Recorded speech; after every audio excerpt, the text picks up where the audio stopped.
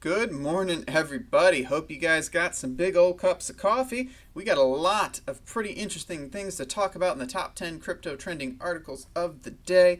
So, before we dig in, thanks to all those who have subscribed. I really do appreciate it.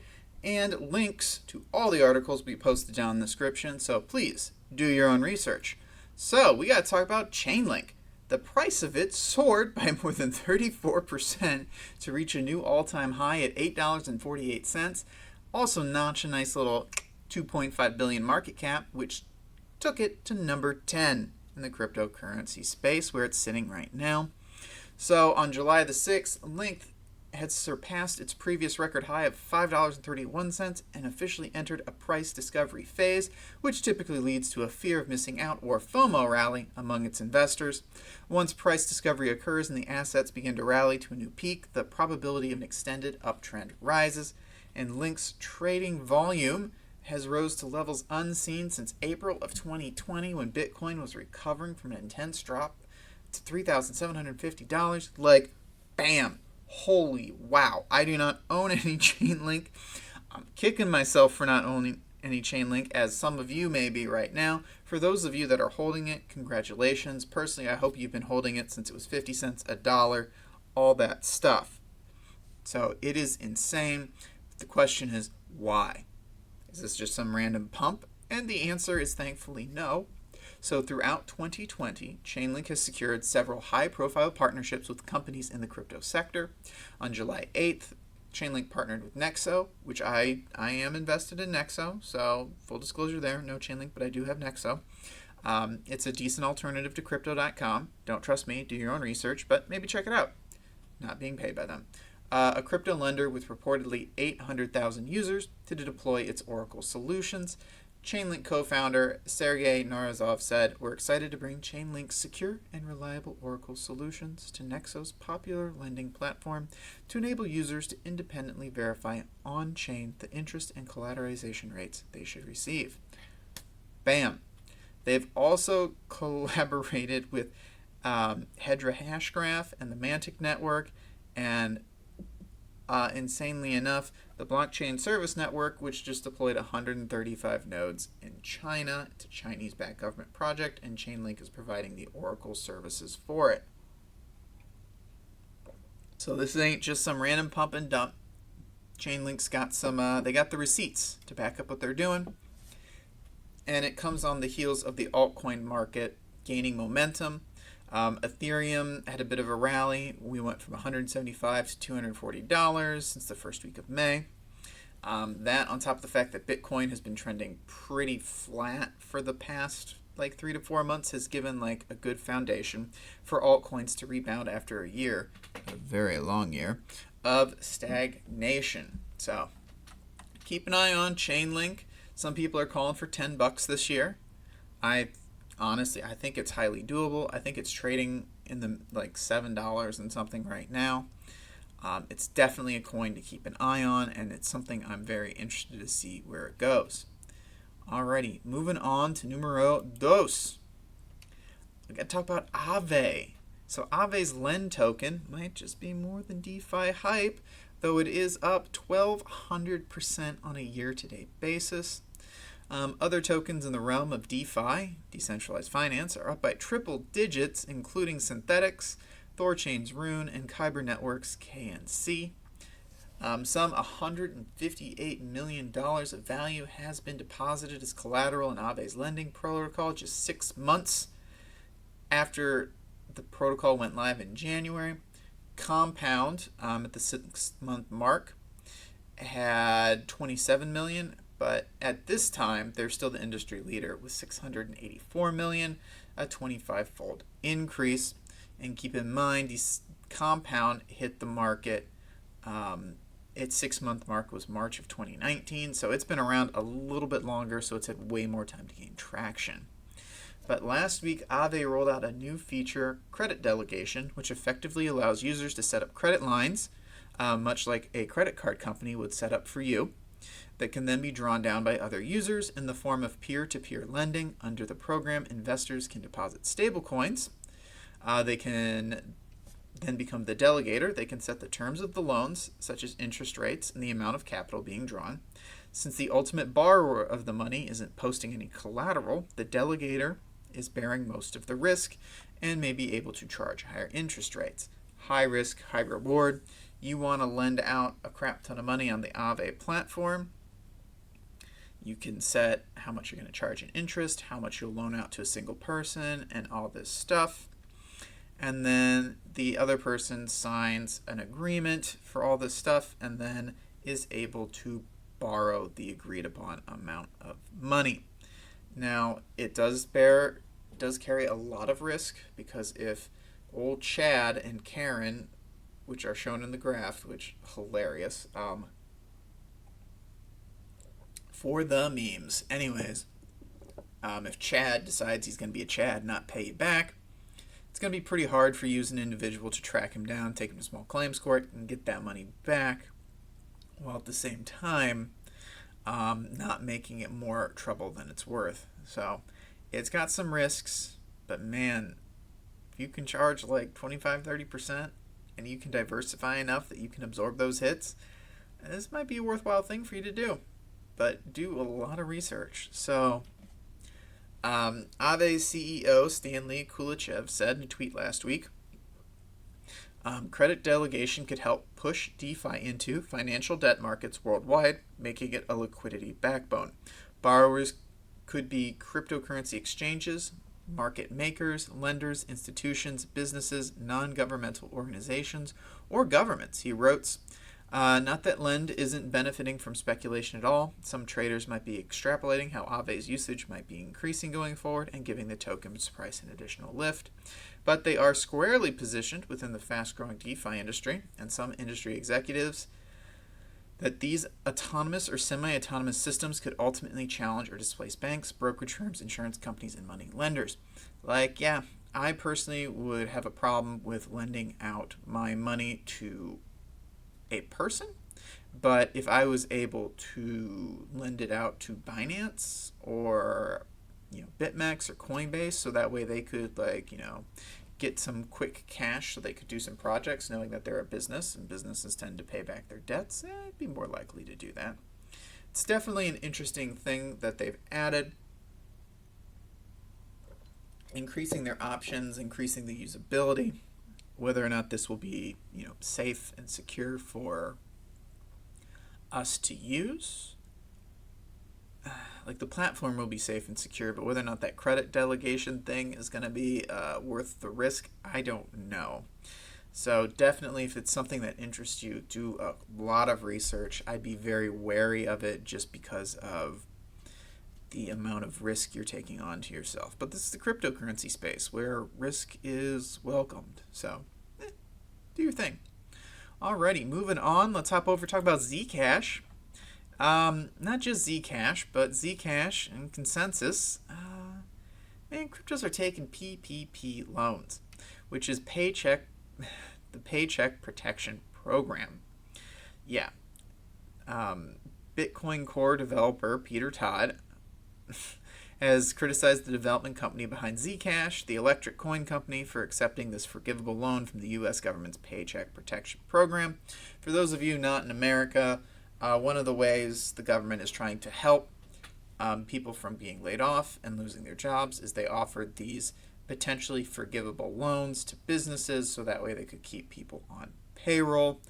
Success has been limited, and the program has drawn a lot, and I mean a lot, of criticisms, not just from people in the crypto space taking these bailouts, but from many, many large companies taking these bailouts when the purpose of them was to help small to mid-sized businesses keep from collapsing and having to lay off all their workers. So, in my opinion, the criticism is very warranted. So, Zcash's electric coin company got a COVID-19 paycheck protection loan between $350,000 and $1 million. On what basis, though? How did COVID affect the virtual currency? At the very least, potentially committing fraud for a measly $350K is a bad sign. Surely Zcash isn't that desperate for cash. I wouldn't want to put a target on my back like that if I were running an anonymous cryptocurrency, which, the criticism is Zcash is an anonymous cryptocurrency designed to give users independence and freedom from government surveillance. He's accepting a check from the U.S. government. This tweet that Todd, shared, it got a lot of people talking. A lot of enthusiasts are like, yeah, this probably isn't a very good move. I'm inclined to agree. It just looks bad for $1 million. And the problem is they're not the only one. At least 100 different cryptocurrency-related companies are said to have taken advantage of the government loan, including ConsenSys, Ethereum, IOHK, Cardano, Shapeshift, the Tron Foundation, Polychain Capital, and Unchained Capital. In general, the companies received an amount somewhere in the neighborhood of Zcashes, between 300,000 and $1 million. The main goal of the Paycheck Protection Program is to prevent mass layoffs.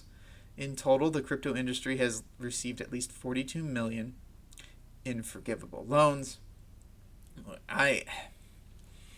It's one of those things, as a company, if they qualify for it and they can get it and it's potentially forgivable, they as a company are going to do that.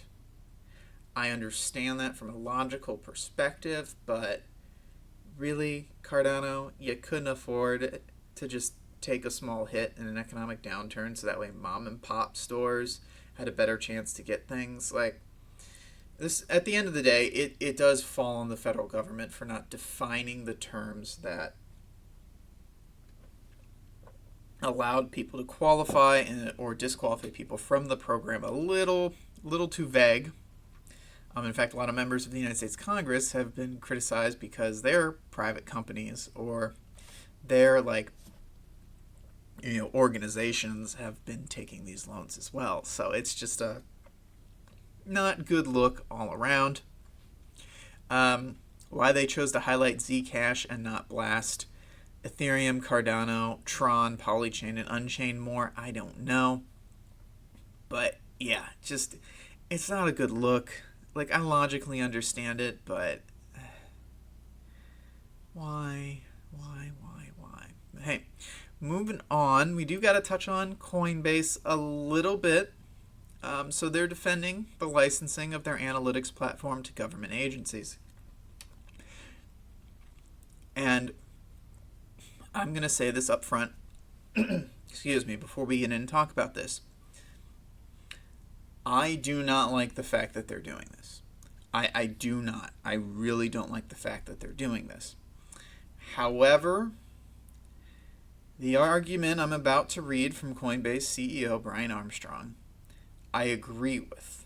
I don't like that I agree with it, but I agree with it. So don't destroy me in the comments, but I just want to know. I'm going to read this and kind of explain why. But the argument, I think, speaks for itself. So, Coinbase defended the licensing of its analytics software, saying if people really wanted privacy coins are around. Coinbase CEO Brian Armstrong took to Twitter to talk about this, the company's practice of licensing out the Coinbase analytics platform. So, he says, and I do quote, exchanges that maintain connections to an existing financial system, i.e. the ability to connect your bank account, do wires, etc., so you can convert fiat to crypto, need to follow AML laws, and this often includes utilizing blockchain analytics software for transaction monitoring. There is a lot that could be better about existing AML laws, and we didn't create them, but those are the rules to operate a fiat to crypto exchange legally. Armstrong added that it's expensive to build an analytics platform, so they wanted to recoup costs by selling it. He said it was important to have the analytics software, particularly as a means to encourage more interaction between fiat and crypto. If people want true privacy, that is what privacy coins are for. I'm a fan of privacy coins because I think everyone should have more financial privacy. It will be similar to how the internet moved from HTTP to HTTPS over time. Okay. The only thing I disagree with him on is that they sold the analytics platform to government agencies. But I understand why they have to do many of the things they do. They have to work within the system so that way they can remain a player, remain an employer, keep providing people with jobs, and provide themselves with a comfortable life. I don't like that they're doing this, but for us to change the system, we have to get into the system and make those changes.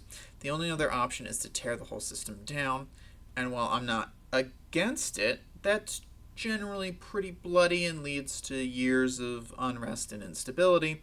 So if we can, kind of work within the system to make some good long-term structural changes that allows people more personal freedom, while at the same time improving the quality of life and improving the amount of services that can be provided, the efficiencies that can be created to bring down costs, so that way we can use that saved money to reinvest in things like infrastructure and healthcare and education and retirement for people.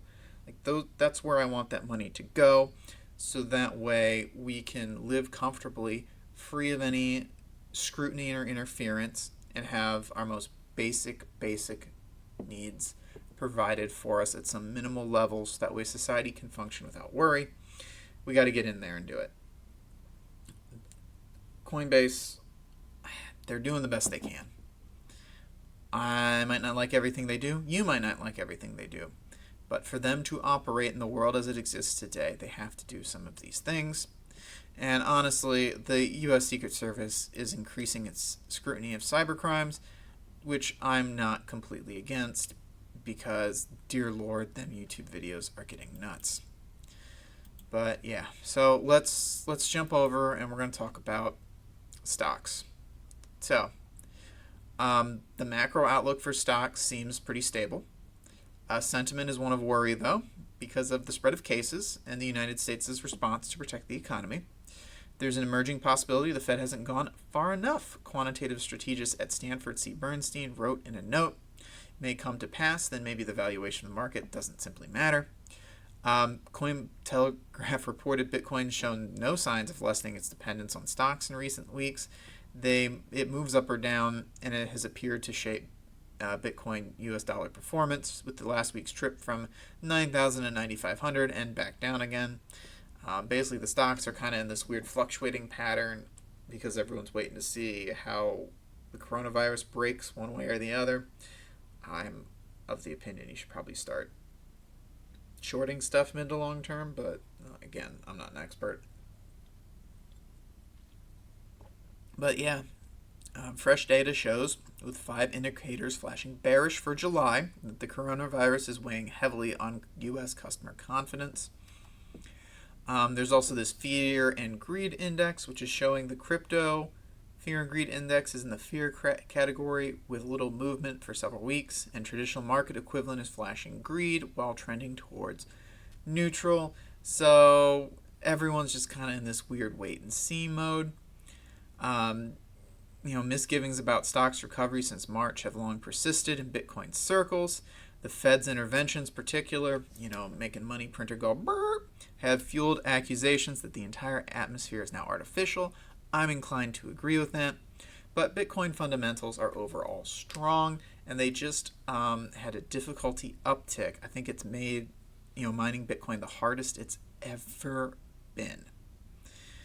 So we're all in this weird wait and see pattern. Are stocks going to go down? Are they going to maintain? Is the government going to intervene more to prevent things from going down? And how will that affect Bitcoin? And the answer is no one really knows. Everyone is speculating wildly, and the people who guess right are going to make a buttload of cash. What a world we live in. Sorry, but hey. All right, on that note, we've made it halfway there, still living on a prayer. So, stand up, take a stretch, and then let's dig into the back 9. Back 5. All right, let's jump over and talk about Grayscale, everyone's favorite weird shadow investment firm buying up all the crypto. So, Digital assets management firm Grayscale has increased the weighting of Bitcoin and Ethereum in its digital large cap investment fund.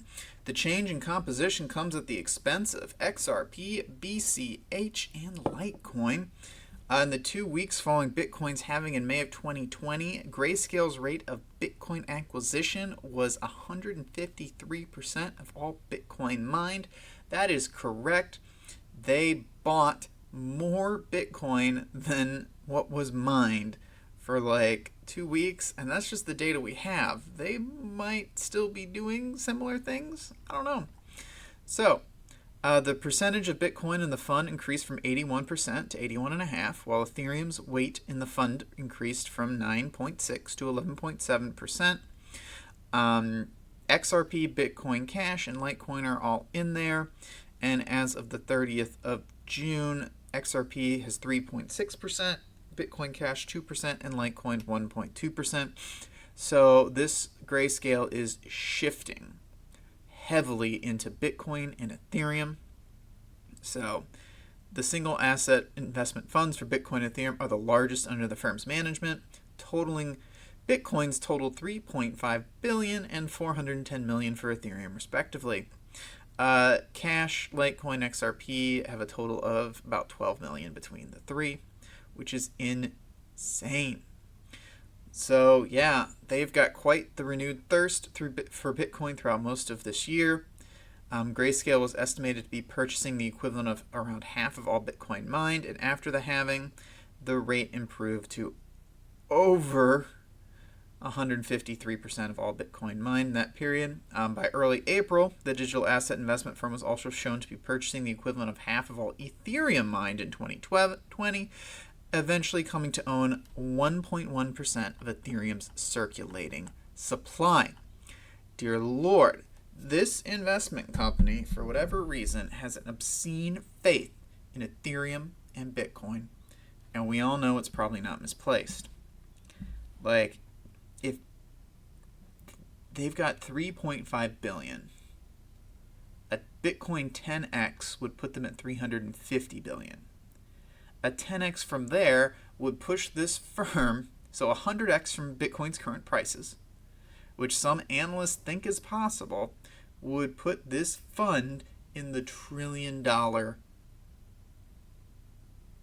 space. It's insane. Absolutely insane. Slightly unsettling. With a name like Grayscale, they sound like a villain in a Michael Bay movie. So, you know, like they'd have like a cool dragon. They'd call it, like Grayscale International would be like a private military company. They'd have this like gray dragon shoulder patches, and they'd all talk about family and smoke cigars, and put them out in the hero's arm or his wife or something like that. Like, yeah, just it's a very unsettling name to me. And they're buying up a lot of Bitcoin. It makes me uncomfortable, and I don't know why. But it's definitely something to watch, because if such a big entity like this has faith in Bitcoin and Ethereum, well, it shows it's probably going to be around. You don't invest $3.5 billion into something that you think is going to disappear in 2 years. So, we'll see how this goes. Alrighty, hopping on over. I included this one because this guy said massive Bitcoin rally will set our hair on fire. I just laughed when I read that. So yeah, a group of crypto influencers is offering their take on Bitcoin's future. In a new episode of the What Bitcoin Did podcast, Nick Carter, Tur Demester, and Rob Breedlove and Alex Leishman agree that a widespread economic shift is brewing around the world, which will ultimately benefit Bitcoin. So, what I think is likely to happen in the next 24 months is a wave of sovereign currency failures similar to the Asian financial crisis of the late 90s. We've actually seen this kind of, Venezuela, Argentina, Lebanon are all in the throes of some intense hyperinflation. We've talked about them previously on this channel. Similar to the post-Soviet Union, when a lot of sovereign currencies failed. You see it at times of dollar strength. You see it at times of global dislocation. It's regional and it's contagious. We've begun to see some distress in some sovereign currencies when there's a lot of debt. The world is very indebted, and emerging in emerging markets, and unfortunately, I think it's going to immiserate tens of hundreds of millions of people. For some of those people, they will be able to use the crypto financial rails to exit their sovereign local currency, and they can go to Bitcoin, they can go to the US dollar. There are stable coins on these rails, so I think this is going to be a big story for the next year. You know, Bitcoin is a self-directed insurance policy. The first time you buy it, you store it in one place, but then I think it's a good idea to think about storing it in different places. There's no FDIC. It's not insured. You lose your keys or a company goes bust, it's game over and you have to rebuy. So you got to think about that. But you also need to have a plan for the Bitcoin prices. Rallies are nothing like you've ever seen. Prices go up 10x, 100x in short periods of time. So you need to think about an exit plan and tax consequences. A lot of people got burned in 2017 with the way the market rose and fell because they didn't have a clear understanding on how taxes work. But yeah, he says, I know this maybe doesn't sound likely because Bitcoin has been moving sideways for 2 years, but I have a lot of conviction that we'll see another massive rally that's going to set our hair on fire. It's not about that. It's the insurance policies that's going to start paying out. And that is once we see that 10x or 100x rally. So very interesting conversation. As always, the full article's in the description if you want to listen to it, or you can check out the What Bitcoin Did podcast. I think I might actually do that after this. And when you're done, I also post these episodes to my own podcast if it's more convenient for you to listen there. I'm still waiting on getting listed on Apple and Google, but I'm on all the other major podcast networks. All right, self-shilling done. It's interesting, good opinions. I do agree with them. Currency is going to start to fail. The coronavirus has only shown the weaknesses that exist in the current systems and the deficit spending that's going on. I do think cryptocurrencies will help see a lot of people out of it. So there we go. Really, I got to say about that. It's an article I clicked on because of the title, and it ended up having a decent amount of thinking in it, which I enjoy thinking. So there we go. Alrighty. Let's hop over and talk about Cardano. It's closing in on Bitcoin SV. Status is the 6th largest crypto. For those of you new to the space, Cardano at one point was the 5th largest. It had a market cap of about 20 billion. I think it's currently sitting in the 3 to 4 range. It was only trading behind Bitcoin, Ethereum, XRP, and Bitcoin Cash at the time. But ADA has slumped over 2018 and 2019. However, data shows that the cryptocurrency is up more than 200% since the start of this year. This makes it the best performing smart contract coin of the year, and smart contracts aren't even enabled on it yet. The asset's performance is even more striking when you take the return from March lows. From the capitulation lows, the asset has gained over 500%. For some context, Bitcoin is only up 150% since those same lows. So, very interesting. Goguen, which will include the enabling of smart contracts, I believe, is set to release sometime late this year based on what I've heard. But the focus right now is on the Shelley upgrade. And the founder of the cryptocurrency, Charles Hoskinson, said that with the introduction of the Shelley upgrade, it will begin to combat some of Ethereum's market share as a smart contract platform. He says, we're speeding up and accelerating what we're doing, so with some of the highest quality code that's ever been written in the history of our space, because we're using a really scientific language, Haskell, and we're using formal methods, that which is in the same engineering standards that NASA uses and SpaceX uses for their rockets. He's commenting that Cardano's a high-class platform doing high-class things. Cardano also stands to rally because Shelley activates staking, which is the process of locking up one's cryptocurrency, thus participating in a blockchain's governance, which provides a yield to participants. I have what I consider to be a large amount of money into Cardano. Many of you would consider it to be a small to mid-sized stack, quite honestly. It's a lot for me, though. I'm very excited for Shelley. I'm very excited for Cardano and the price and what it's going to do. Once they activate smart contracts, I do think we're going to be seeing this in the top 5. I want to say top 4.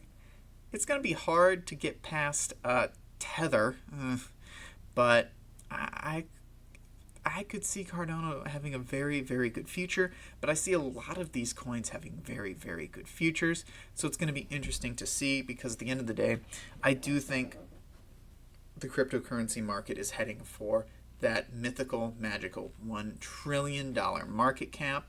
Once we hit that point, we're here. We've arrived. That's when the world will discover it, and that's when Lambo Land, Moon, Mars, moons of Saturn time will happen for those of us in the cryptocurrency space currently. That is my hope for everyone, for myself and everyone who's listening right now, that we will quote-unquote make it, whatever our definition of making it is. For me personally, it's being able to buy a mid-sized family home in the Midwest, and knowing that I'm going to be able to retire at a decent age and just live a comfortable life. That's it. That's all I want. Just be able to buy a house, own it outright, so all I'm paying are property taxes, and just live. Have a good, not have to worry about, getting a promotion or big raises or anything like that. Just be able to work, a 40-hour work week job, spend time with my family, and do all that. I actually enjoy going to work most of the time. I like the interaction with people. So I just hope that all of us get to whatever that point is for ourselves. That's all I got to say about that. So YouTube scams, I'm talking about these a lot because they keep making people money. So scammers raked in $24 million in Bitcoin during the first 6 months of 2020. One particularly successful scam made $130,000 in a day with nothing more than a one-page website, a Bitcoin address, and a decent amount of YouTube advertising. Another pocketed more than $1.5 million over 6 months by promoting a fake digital assets exchange with an amateurish website ridiculed with spelling errors. Don't do these things. I get so frustrated by this. God. Don't do these things. Scammers have made off with over $38 million worth of Bitcoin. And this is just Bitcoin alone in the last 4 years, excluding Ponzi schemes. By the end of 2020, Whale Alert estimates that scammers will make a $50 million in annual revenue, a 2,000% increase since 2017. Never, ever send your money. I mean, this is hard. It's rough because there's so many different platforms and enrollments and KYC and all these things. It's very hard. Be very careful. Send never, and of course, always, if you're unsure, but you're going to do it anyways, don't send the full amount. Don't send the full amount. If you're not sure about a website, don't put $5,000 worth of Bitcoin on the website. Put 50 and see if you're able to get it back. Okay, let's wrap this up with some good stuff. So Bitcoin mining difficulty sets new record high 2 months after the halving. And there's some interesting information in here, which is why I wanted to include it. So Bitcoin mining difficulty, a measure of how hard it is to compete for block rewards on the network, just set a new record high, 17.35 trillion. This marks an almost 10% jump from the previous record of 15.78 trillion posted on July 1st. An increase in difficulty reflects the increasing computing power being applied to mining Bitcoin.